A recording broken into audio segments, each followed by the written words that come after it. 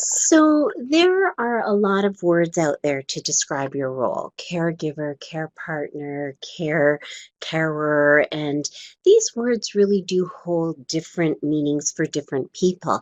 And so throughout this evening, I tend to flip between care partner and caregiver, but I always kind of like to put that out there to people who are holding on to one term more than another. Given that you are a group of young onset Parkinson's disease caregivers, you may have children in your balancing act of providing care. And this evening, while I may make references to children at different points in time, parenting and PD is going to be the focus of next week's webinar. Today is we're really trying to focus on you as the care partner. So, some refer to the experience of being a care partner for someone with Parkinson's disease as a journey. And, when you go on a journey, you need a map. You need to know where you're going. You need to talk to other people to find out what they did when they got there, what to pack, and what you'll need. And so, our plan for tonight is to look at some ideas for managing this balancing act and this journey. We're going to talk a little bit about dealing with loss and then some strategies for wellness. And so maybe it would be great for us to just hear if you can type in, who is attending tonight? Are you a spouse? Are you a sibling? Are you a parent, an adult child, or a friend? What is your designation as a care partner? Maybe how long you've had Parkinson's disease in your life, and certainly if you are a spouse, if you have children at home.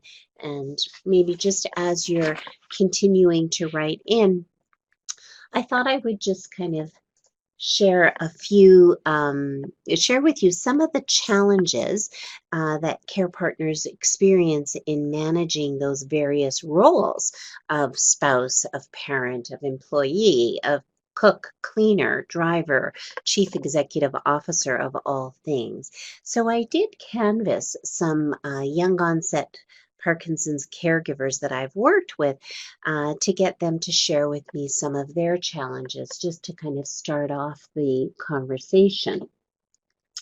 Um, so Alex, it was her husband was diagnosed about 8 years ago. He's about 50 years old. They had a son who was about 11 at the time, and what she said to me is a lot really depends on you, from work around the home to homework with kids to home care in meeting the needs of the person with Parkinson's. So that was one challenge that she shared. Another caregiver that I worked with, her name is Sandy, and she said that she was always thinking about that Parkinson's disease is playing a role in daily life, like an argument or a reluctance to do a chore, and that sometimes it was really just normal marital stuff that was going on and was not related to Parkinson's disease at all. But she always found it challenging to not assume that it was Parkinson's disease.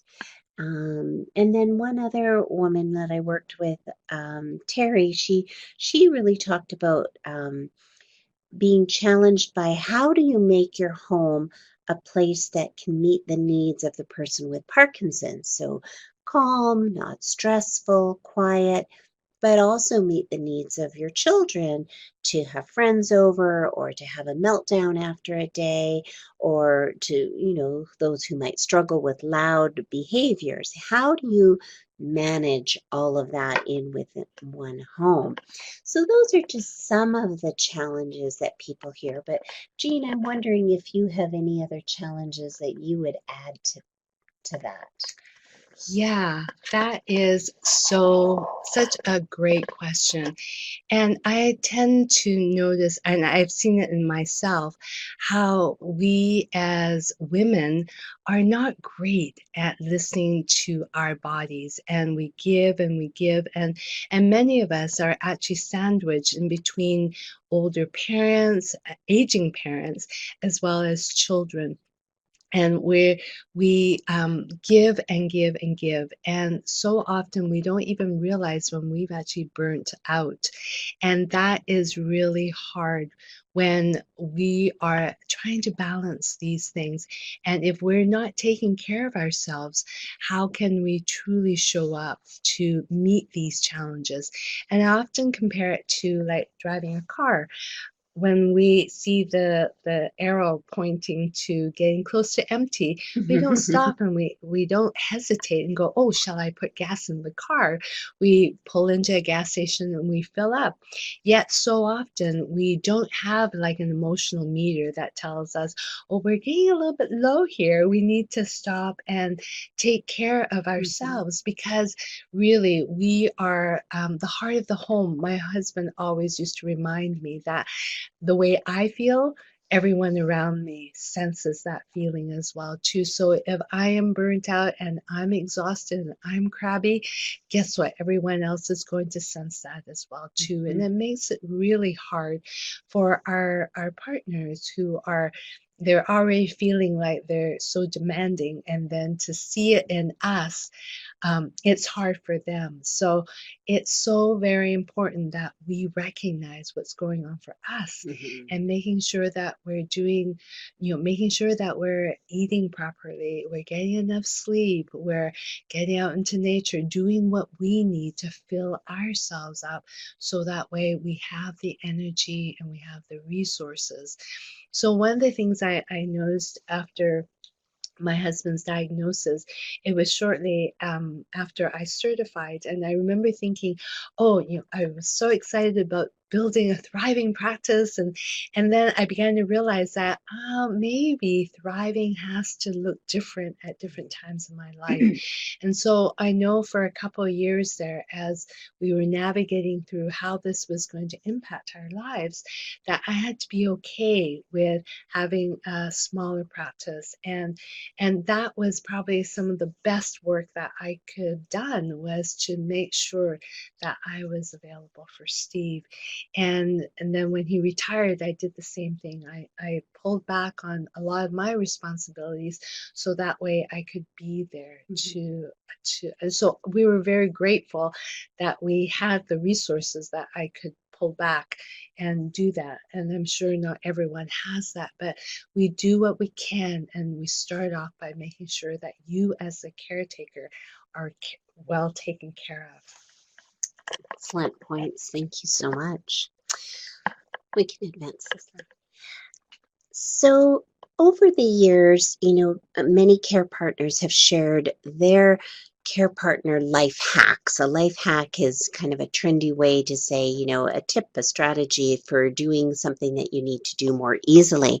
And so I thought I would start off by just sharing, passing these along to you, hopefully to help you kind of navigate some of that unfamiliar territory that you may be finding yourself in.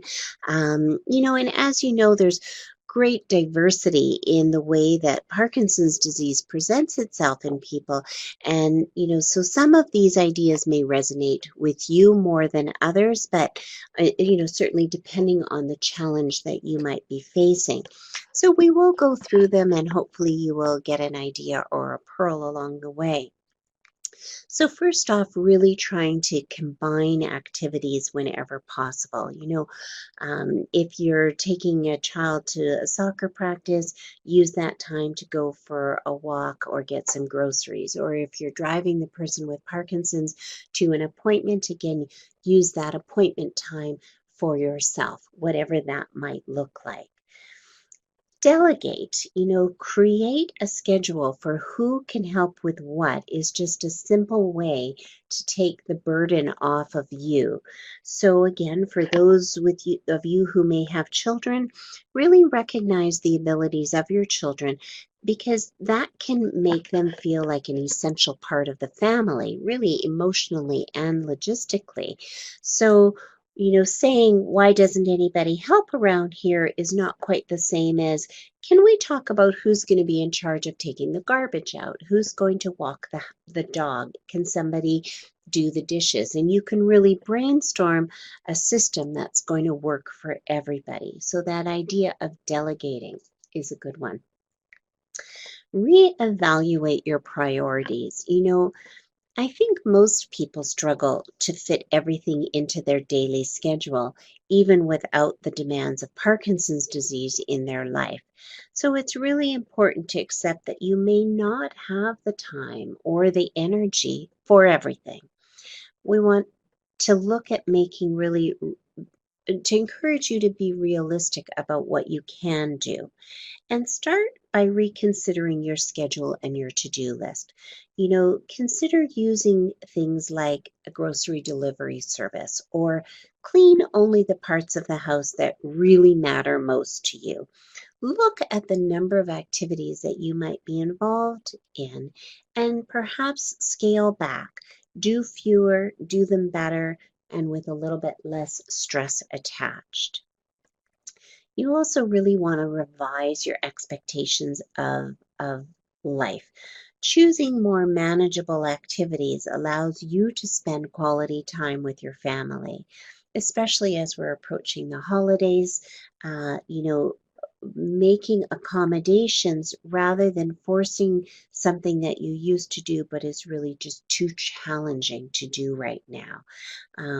Certainly look at, if going to the park for a barbecue where you made all of the food and brought the barbecue and everything, it was a family tradition that you had, well, maybe it just needs to be tweaked a little bit and you're going to pick up pizza along the way down to the park. So it's just about revising expectations.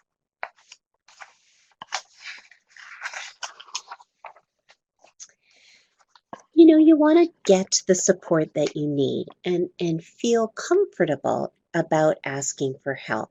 Recognize that people often don't know what to do to help, and so you may have to tell them.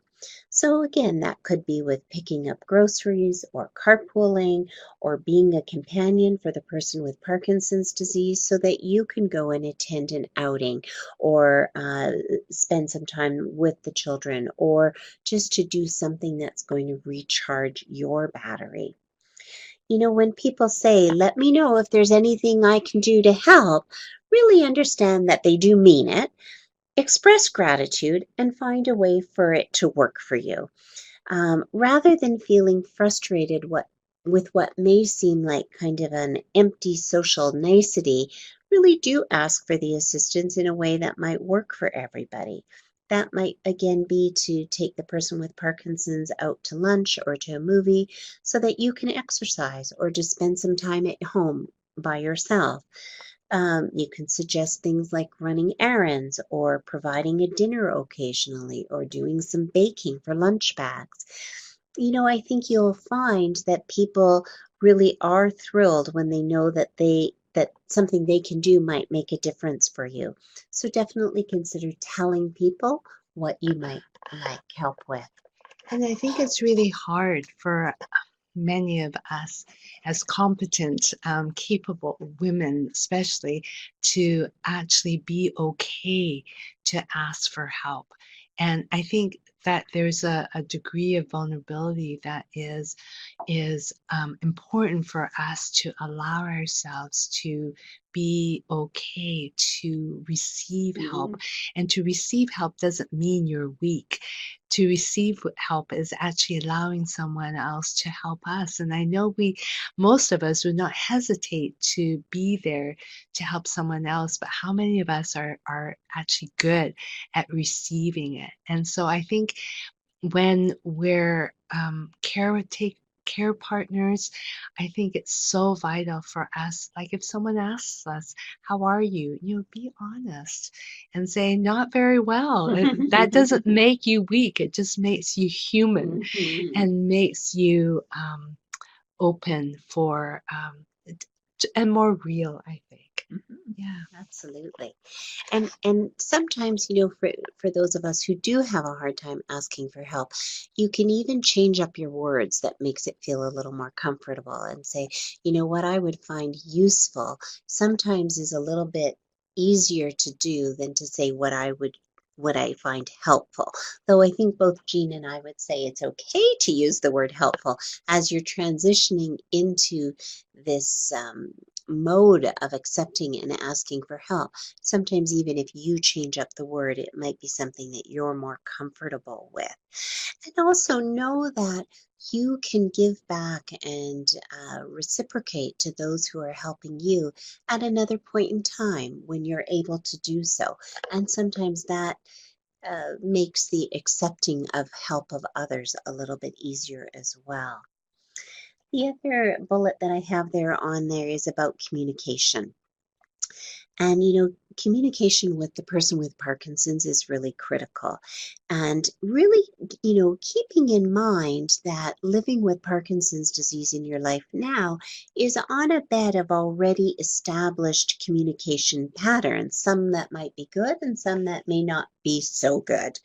There definitely will be a shift now or perhaps over time as you find new ways to communicate and to communicate around difficult topics, needing to really be honest and sensitive about feelings and issues related to the Parkinson's disease.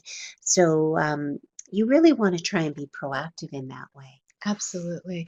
And I know that Parkinson's can show up, and so when it does show up and your partner might say something that just seems out of character, and it's hard sometimes not to take it personally that they're irritable, but to remember that it is not your partner that is speaking, and often it's the Parkinson's that's speaking. And that I know helps me to not take things personally. It's a really good point. Thank you. So, for those of you who are in a couple relationship, as a care partner, sustaining a good relationship and maintaining intimacy is often a challenge that I hear about. With all of the many demands of life and the way in which Parkinson's disease presents itself, maintaining a close and intimate relationship can also require effort. And so some ideas listed there, consider a ritual date night, or maybe it's only going to be date hour after your kids go to bed, or perhaps it's dinner once a month. I had one care partner suggest to me that they pick the a day of the month. So if they got married on August 16th, then September 16th, October 16th, November 16th, that 16th of every month, they make a point of doing something to remind each other why they fell in love in the first place or why they are together. It might be as simple as picking an activity that you've enjoyed in the past together. It might be your favorite coffee shop or ice cream shop or a dessert that you used to share. It doesn't have to be an elaborate dinner out. It can be something small, but it's just kind of on a monthly basis, really trying to bring that back. You really want to focus on what's still there and not so much on what has changed or what you feel has been lost. Definitely, those are things that you have to come to terms with for sure. And we are going to talk a little bit about loss coming up. But on that daily, that hourly basis, it might be helpful to shift the focus onto what is there and really reminding yourself of what brought the two of you together in the first place. And there's a little bit more about those reciprocity opportunities.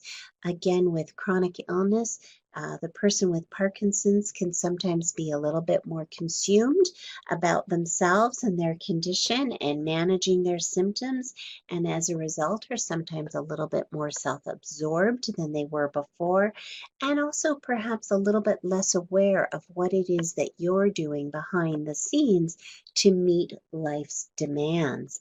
So you really want to work towards a mutual giving and receiving with that person with Parkinson's, however that can look. Maybe it's you make the meals, but the person with Parkinson's does the meal planning and the grocery list. I throw that out as an example, but it's really kind of looking at how the two of you operate and finding ways that there can be more mutuality. Um, And again, you can remind the person with Parkinson's and certainly kids as well to be kind.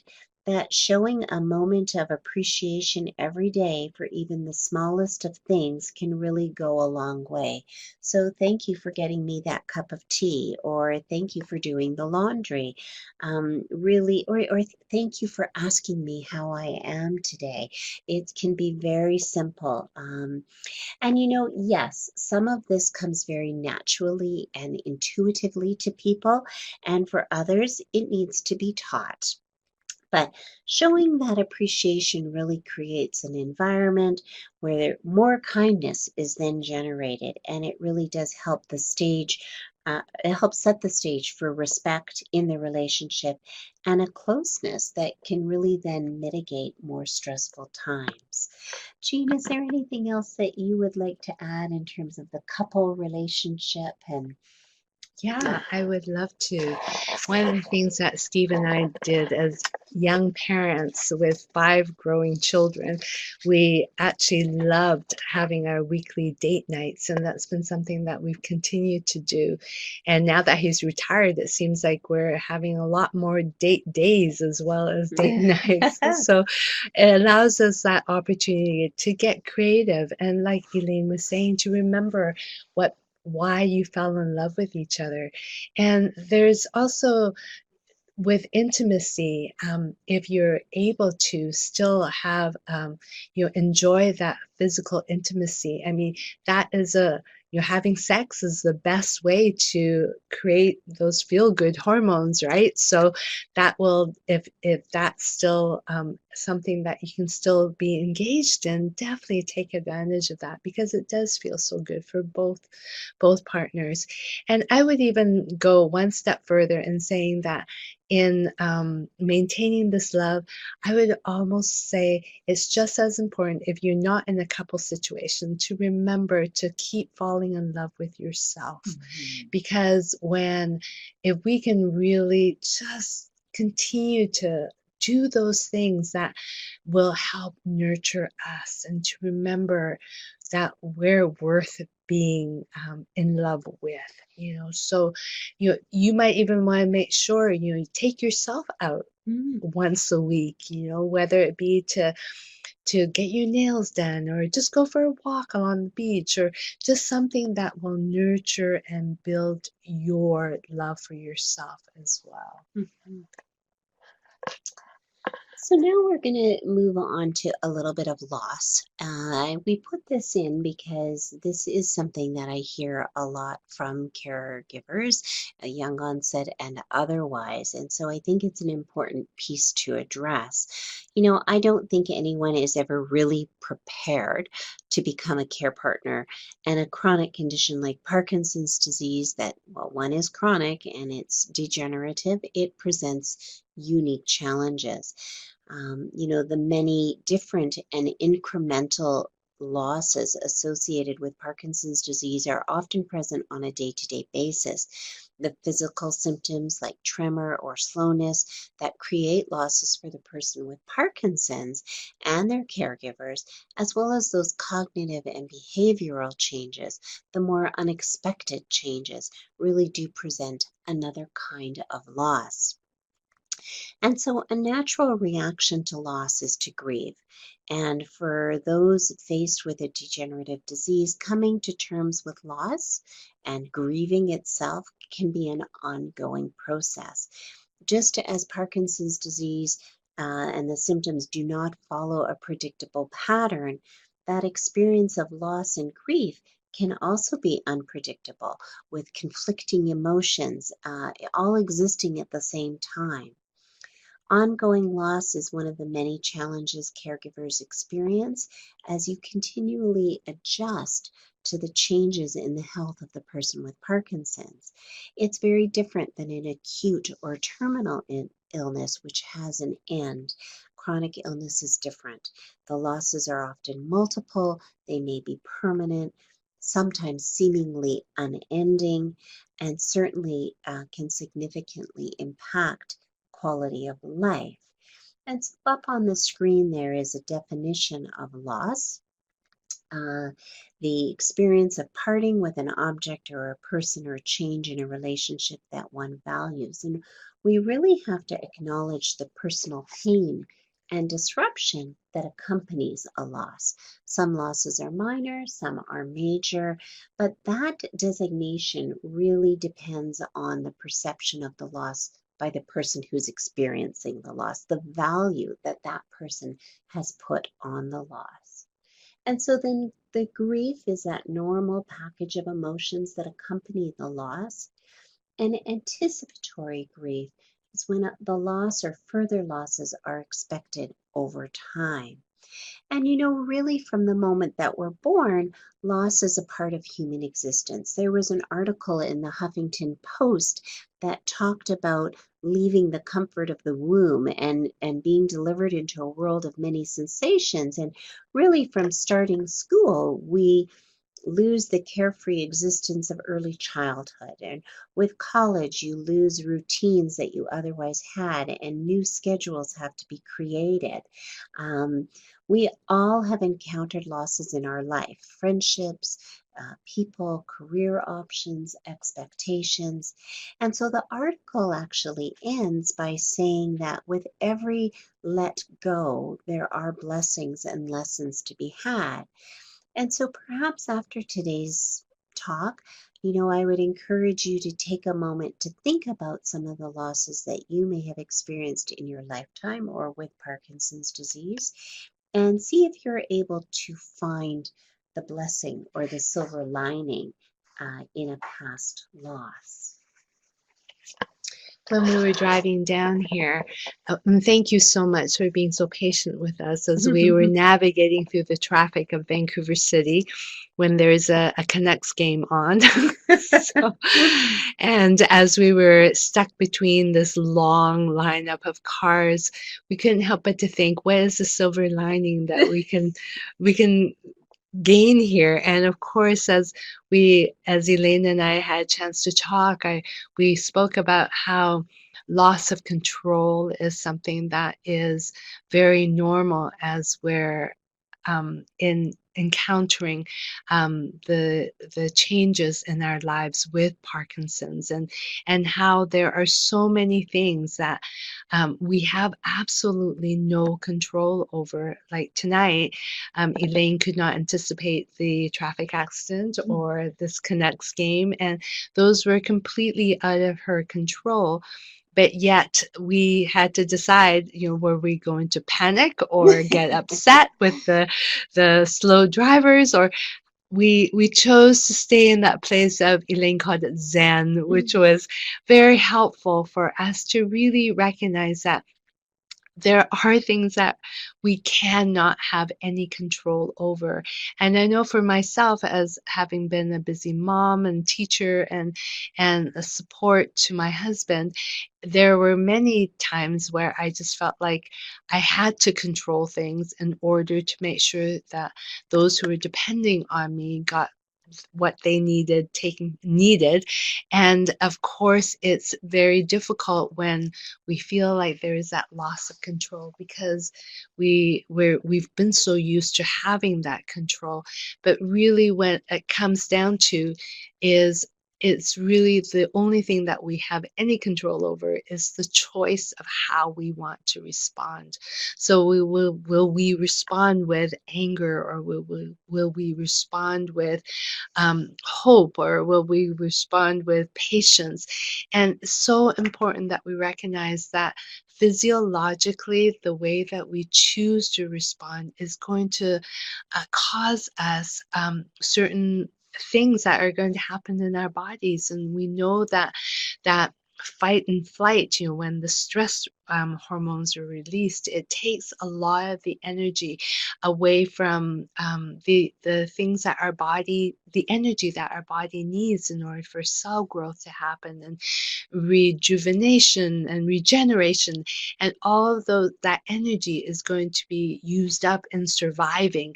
And we don't want that to happen. We need to be able to, when there is stress that does come our way, we need to be able to let it go and return to homeostasis so that our body can return back to performing all those other things it needs in order to keep us healthy. So really be mindful how we want to choose to respond.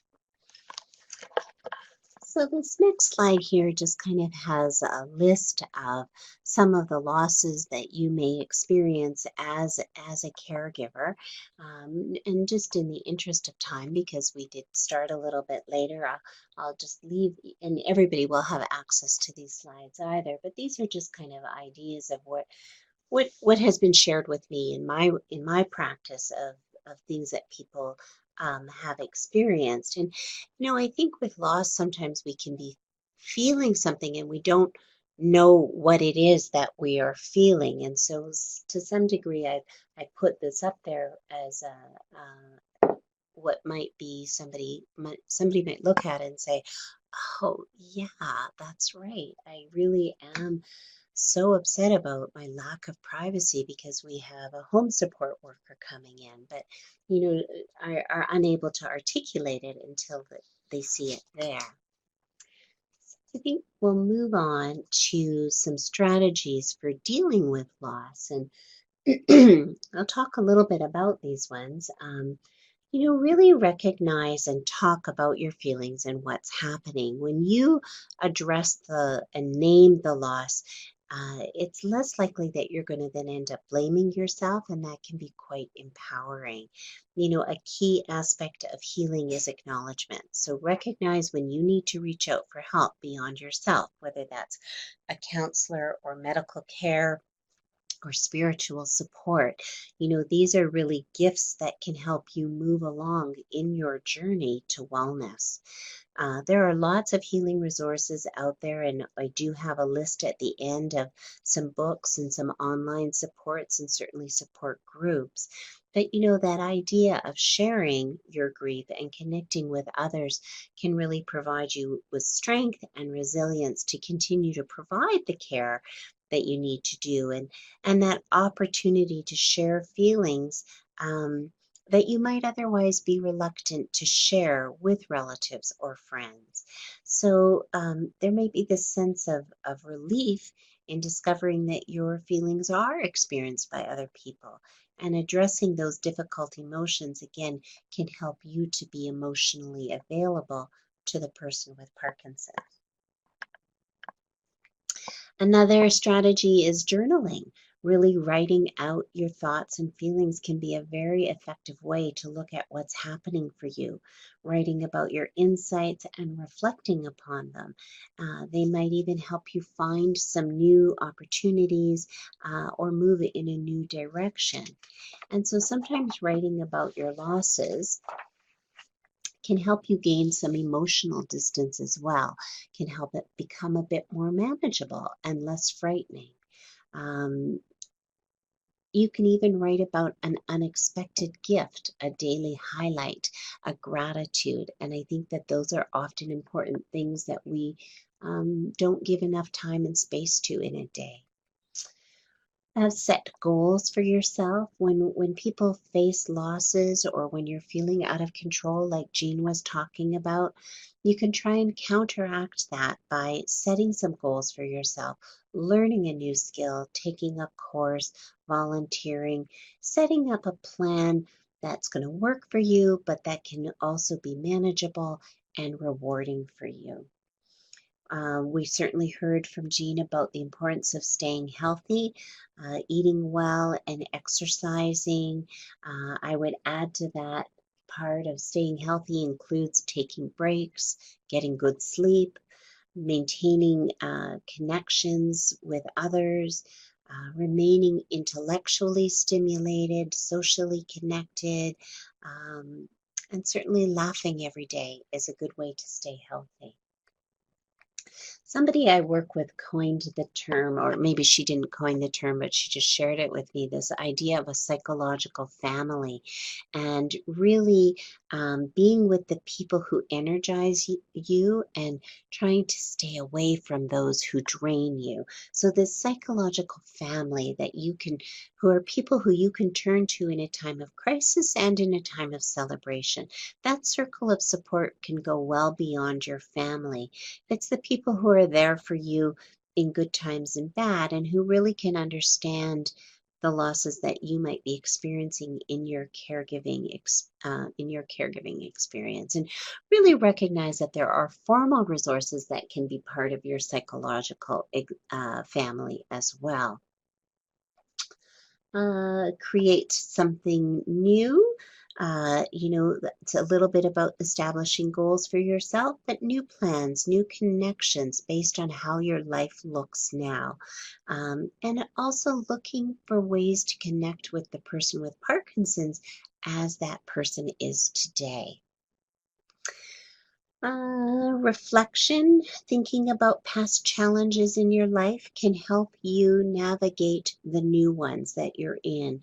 Use those past experiences to really remind yourself of the courage and the strength. And you may choose to use some of those strategies again in whatever challenge might be in front of you.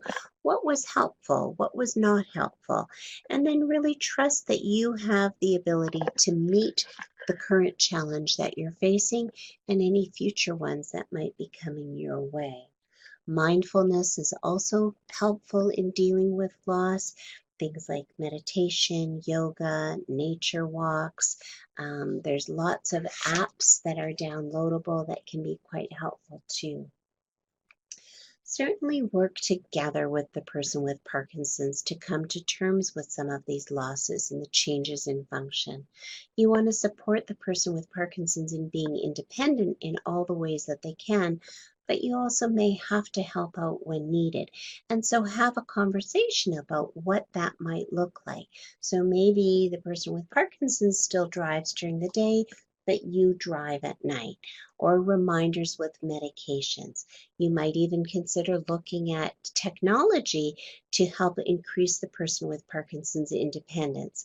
So there's, iPhones to use for medication reminders. There's online exercise programs, other kinds of home adaptations that again really help the person with Parkinson's remain as independent as they can be. But I think when we talk about loss, one of the most important things is that you really need to expect those highs and lows, and that you have to be patient with yourself. And that when you're in setback mode or when you lose it one day, this will be temporary and you will come through. And have an open mind to the new lessons that might be learned from your challenging experience. Um, really consider that every event can really seed something new and something good if we are open to it. Sure. And we were also talking about how those very just small and simple things that we can daily do that brings joy. And I think in the journal writing, I I find that I'm not very good at journal writing, but I have learned over the years that there is actually great wisdom in daily finding things that one can celebrate. And and as we are in that place of gratitude, they say that physiologically, a boost of dopamine actually is released when we're in that place of gratitude. So, just being mindful of those things and focusing on uh, seeing what it is that we want to focus on, because if we only focus on the things that are not going well, guess what, we're going to see the things that are not going well. So may we focus on the things that are good and that are going right, and guess what, we're going to see those as well. So once again, there we really do have so much more choice of how we want to be responding in illness like Parkinson's, where there isn't a whole lot of control. So I just recognize that we are coming on 8 o'clock, and just given that we did start late, Amy has given me the nod that it's okay for us to continue. So we are going to continue and present the rest of the talk and just go a little bit later. So we're hoping that you'll be able to stay with us, but certainly understand if you can't.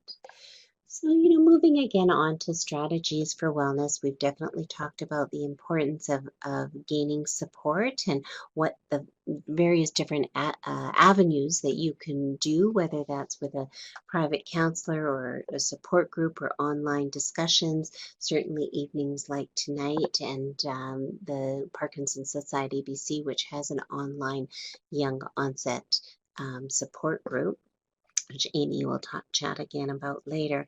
But the other ways to manage wellness is gaining knowledge. And, the internet is a wonderful and an awful place to be sometimes because sometimes the information is not entirely accurate.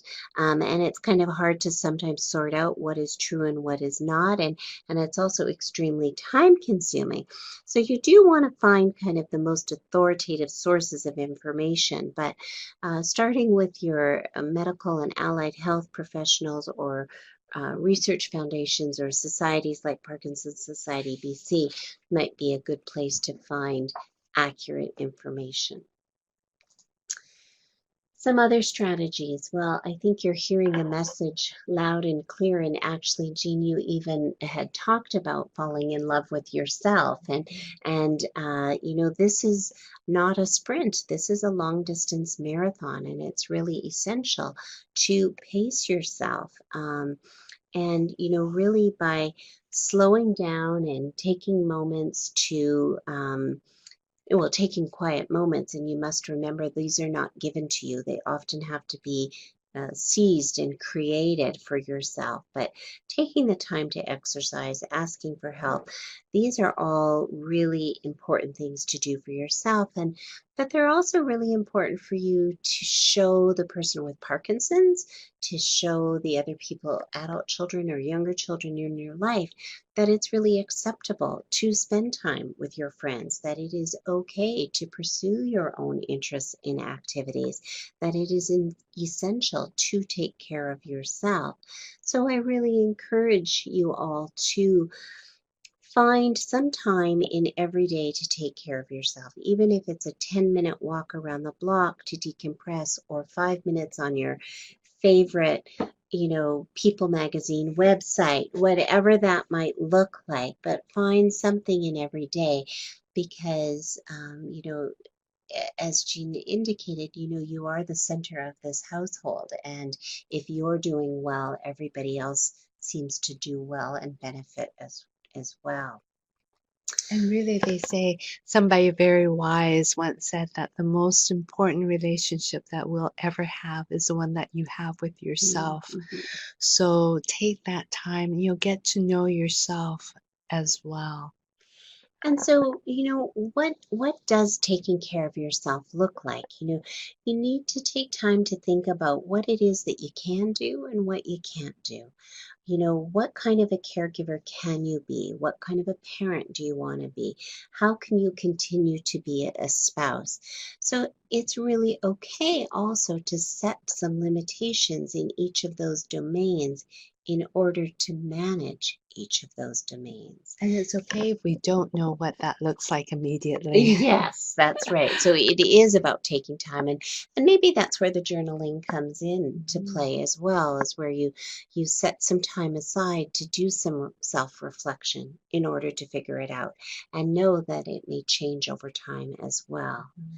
But I think it's also really important to address any guilty feelings that you might be having about not being the best spouse or the best caregiver or the best parent or the best friend or daughter, or the list goes on, because all of those people can really handle your imperfections. My children handle it all the time. And you really need to forgive yourself for not being perfect. So a little bit about self-care, and what does that look like? What does that mean? Self-care as a definition is really any practice that relieves stress and encourages a healthy mind and body. So, if any of you have the opportunity to type in and tell us or share with us, what does self-care look like for you?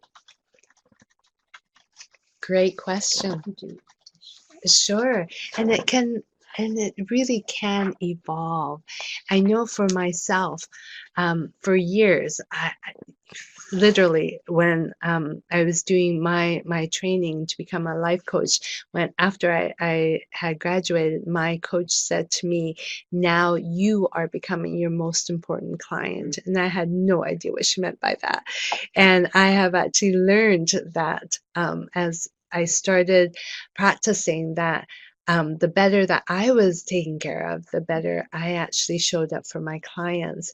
And so I began to feel guilty because people were paying me to help them, and when I was not well taken care of, it was definitely an indicator for me that I had to pay attention to self-care. And really, as we get to know ourselves, that is listening to your body. What is it that the body is needing? And sometimes it can be just as simple as some quiet time. It doesn't have to be fancy or elaborate. And I remember as a young mother, I would ask my husband for some time off, and when I finally would get out the door, I found so often I would sit in the car not knowing what it is that now that I had the time, what was it that I needed to do. So I found myself actually starting to make a list of things that I would like to do. So then that way, when I actually did have that window of opportunity, all I had to do was look at that list and I could just pick something from it. And so there's no right way of doing it or wrong way of doing it. Just nurture yourself and relieve some of the stress that you're feeling and just listen to your body. I think that's where it really needs to begin. So on this next slide are just kind of really a lot reiterating some of what Jean has just shared. We need to take each day as it comes and let the expectations of what should fall by the wayside. Sometimes we're so hard on ourselves, and we should be stronger, we should be happier, we should be calmer. But this voice is often much harsher than the voice that we would use with anyone else. Um, it's important to set limits, on your time commitments. Saying no is really saying yes to yourself. And so it's okay to sometimes say no to others. We want to live in the present and find balance in your life and focusing on those blessings. That attitude can go a long way to maintaining a positive outlook in the face of adversity. And as we were driving down here, as Jean and I were trying to remain in our Zen space, and she told me this fun fact about optimism. Yeah. Can you repeat that for me? Because I don't Sure. remember now. They actually say that optimism increases our lives by over 7 years. Now, how many of us would not like 7 extra years, right? So, also, it's important to release some of those hard emotions. We need to have an outlet for feelings of anger, resentment, sadness, frustration. Sometimes we just need to let them rise and let them pass. Sometimes naming them or acknowledging how you're feeling can be really helpful. Sometimes talking about them can be helpful. And again, that's where journaling might be valuable, or just a good old-fashioned cry can be good And as getting well. curious about our emotions is a wonderful way of finding out why they're showing up. Mhm. Because our emotions is really our body's way. It's the language that it uses to let us know that something's not quite right here. So if we can get curious rather than judging ourselves, oh, why am I feeling this way? Just accept it and get curious and find out what it's trying to tell you. And that's a perfect segue into this exploring the concept of radical acceptance. So, radical acceptance is about accepting life on life's terms, not resisting what you cannot or choose not to change. It's really about saying yes to life just as it is. And sometimes it's difficult to accept what you don't want to be true, but it's also more difficult to not accept it.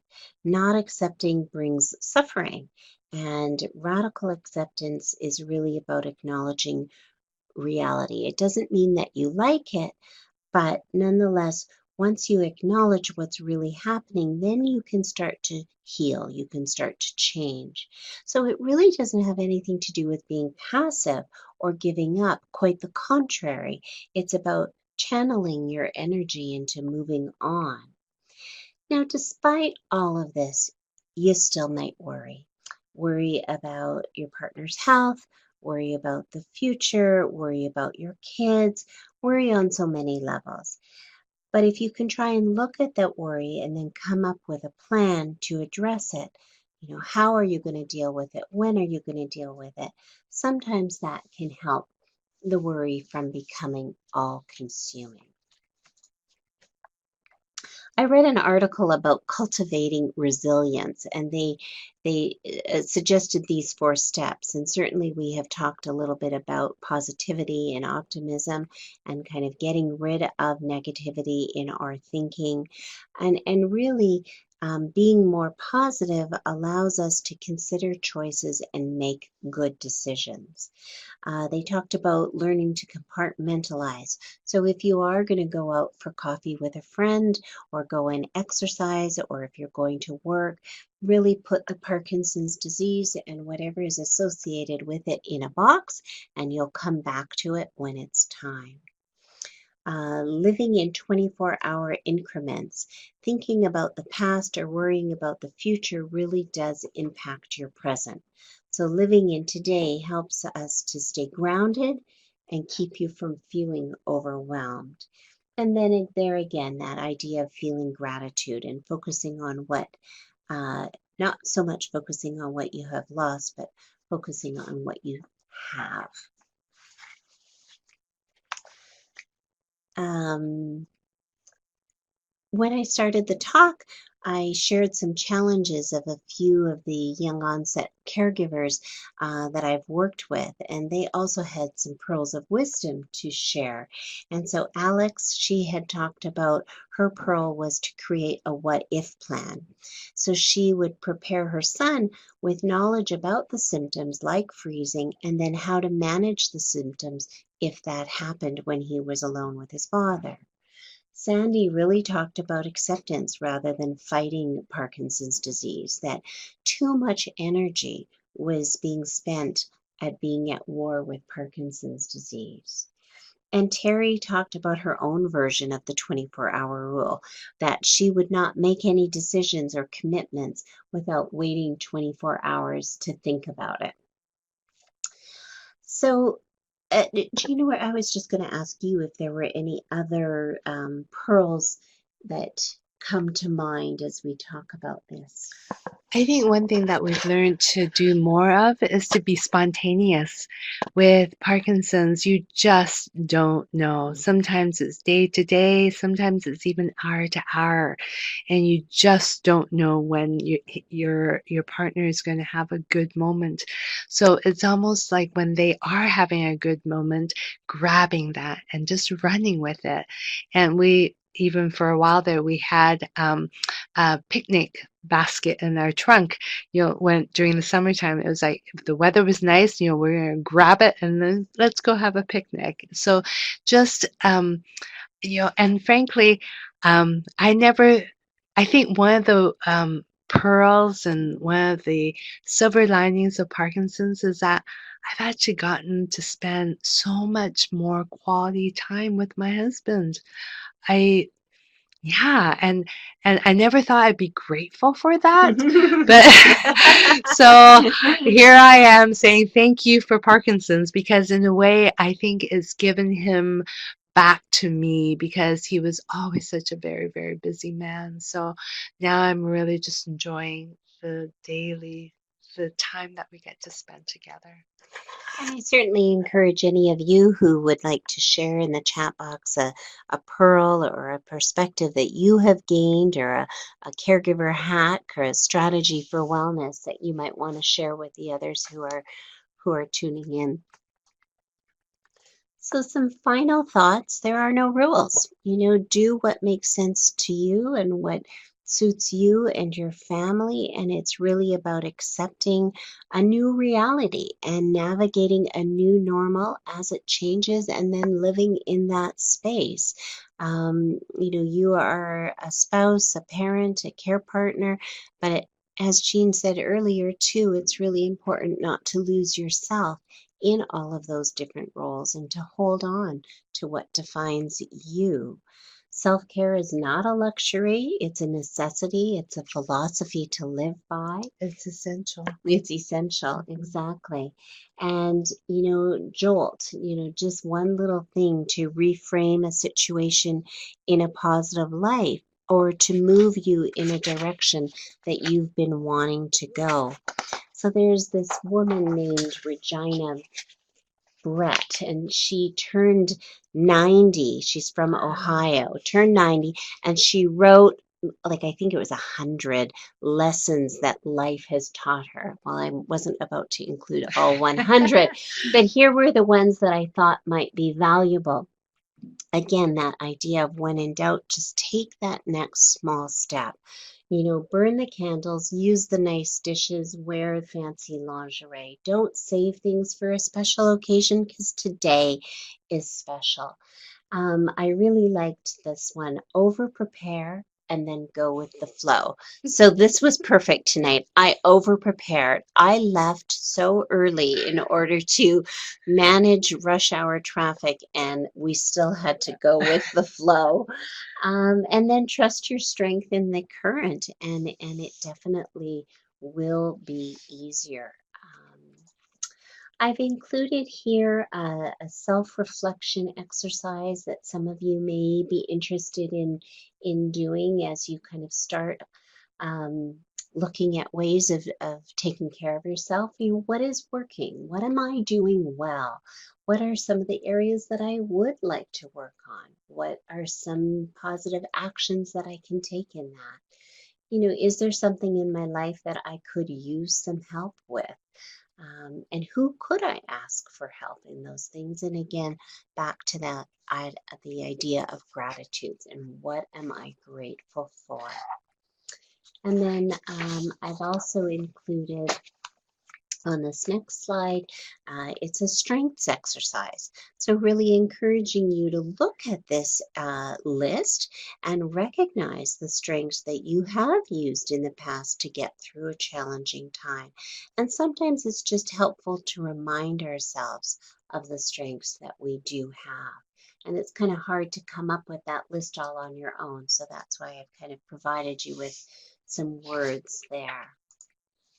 And certainly, if you want to do some more reading about some of the stuff that we've talked about tonight, I've listed some options there as well. Anything else, Jean, you would like to add? And I think also to mention how the brain wellness program at UBC is creating such a lovely holistic approach to Parkinson's and MS and Alzheimer's and dementia, that there is more than just the biomedical approach to it, but there are things like art and music and mindfulness and yoga, all of which are more of holistic approaches to these neurological conditions.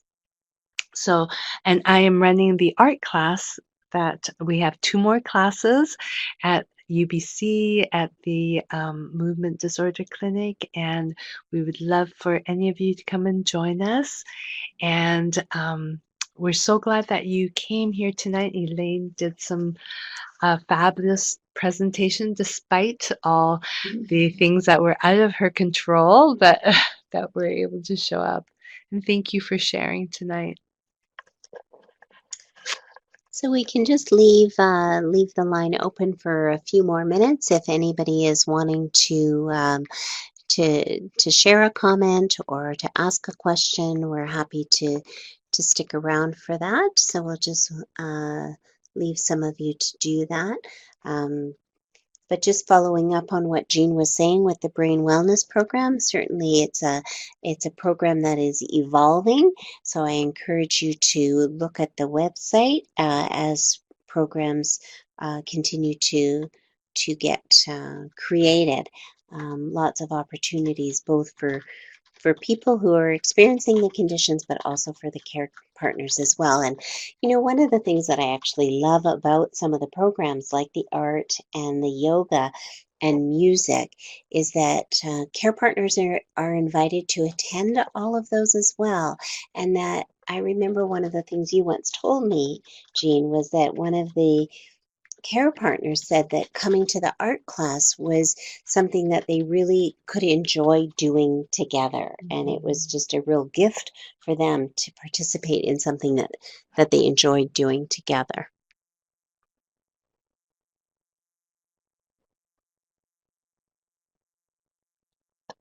I'm glad it was helpful. Well, I think if there aren't any other questions, I'll just hand it over to Amy. Thank you, both Jean and Elaine, for taking the time to be here today and for everyone for taking time out of their busy lives to log on this evening. I do hope that the information was helpful for you. As Elaine mentioned earlier in the webinar, we do have a support group for individuals who have young onset Parkinson's disease. That group is a virtual group, so in this chat box here, that's kind of how that online support group functions. People log on and are able to chat with one another. So that group meets once a month on the second Tuesday from 7 until 8:30 p.m. And for yourselves as caregivers and care partners, we do also have an online support group for our caregivers as well. So that group meets once a month in the same format. It's on the third Wednesday of every month from 9 until 10:30 a.m. So our next meeting is actually going to be this coming Wednesday of next week. I'll include some information in the chat box as I finish up speaking. If you have any questions about that or anything else, we will still be here for the next couple of minutes, so feel free to type it in. But otherwise, have a good evening.